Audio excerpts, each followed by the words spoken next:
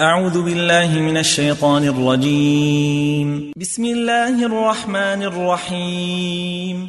إذا وقعت الواقعة ليس لوقعتها كاذبة خافضة رافعة. إذا رجت الأرض رجا وبست الجبال بسا فكانت هباء منبثا وكنتم أزواجا ثلاثة فأصحاب الميمنة ما أصحاب الميمنة وأصحاب المشأمة ما أصحاب المشأمة والسابقون السابقون أولئك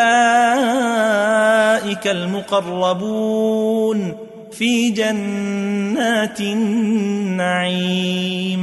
ثلة من الأولين وقليل من الآخرين على سرر موضونة متكئين عليها متقابلين.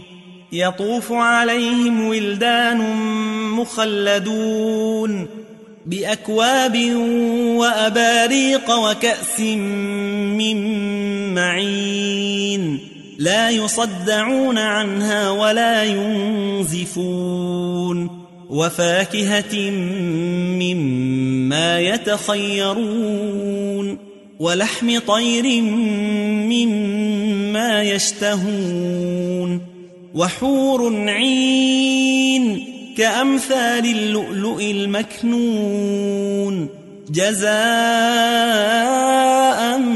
بما كانوا يعملون. لا يسمعون فيها لغوا ولا تأثيما إلا قيلا سلاما سلاما. وأصحاب اليمين ما أصحاب اليمين في سدر مخضود وطلح منضود وظل ممدود وماء مسكوب وفاكهة كثيرة لا مقطوعة ولا ممنوعة وفرش مرفوعة. إنا أنشأناهن إنشاء فجعلناهن أبكارا عربا أترابا لأصحاب اليمين. ثلة من الأولين وثلة من الآخرين. وأصحاب الشمال ما أصحاب الشمال في سموم وحميم وظل من يحموم لا بارد ولا كريم. إنهم كانوا قبل ذلك مترفين وكانوا يصرون على الحنث العظيم وكانوا يقولون أئذا متنا وكنا ترابا وعظاما أئنا لمبعوثون أو آباؤنا الأولون. قل إن الأولين والآخرين لمجموعون إلى ميقات يوم معلوم. ثم إنكم أيها الضالون المكذبون لآكلون من شجر من زقوم فمالئون منها البطون فشاربون عليه من الحميم فشاربون شرب الهيم. هذا نزلهم يوم الدين. نحن خلقناكم فلولا تصدقون. أفرأيتم ما تمنون أأنتم تخلقونه أم نحن الخالقون.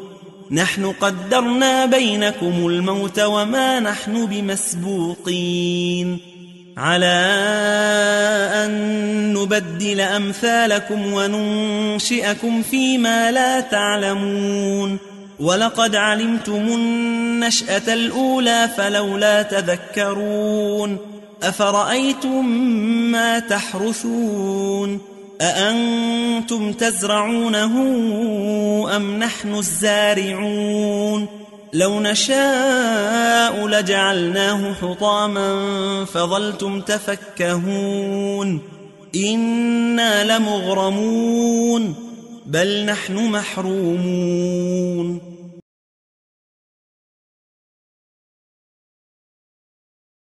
أأنتم أنشأتم شجرتها أم نحن المنشئون نحن جعلناها تذكرة ومتاعا للمقوين فسبح باسم ربك العظيم فلا أقسم بمواقع النجوم وإنه لقسم لو تعلمون عظيم إنه لقرآن كريم في كتاب مكنون لا يمسه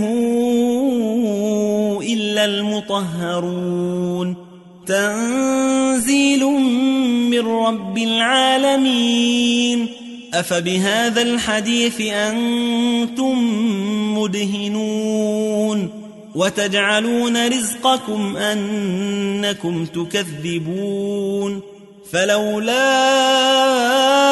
إذا بلغت الحلقوم وأنتم حينئذ تنظرون ونحن أقرب إليه منكم ولكن لا تبصرون فلولا إن كنتم غير مدينين ترجعونها إن كنتم صادقين فأما إن كان من المقربين فروح وريحان وجنة نعيم وأما إن كان من أصحاب اليمين فسلام لك من أصحاب اليمين وأما إن كان من المكذبين الضالين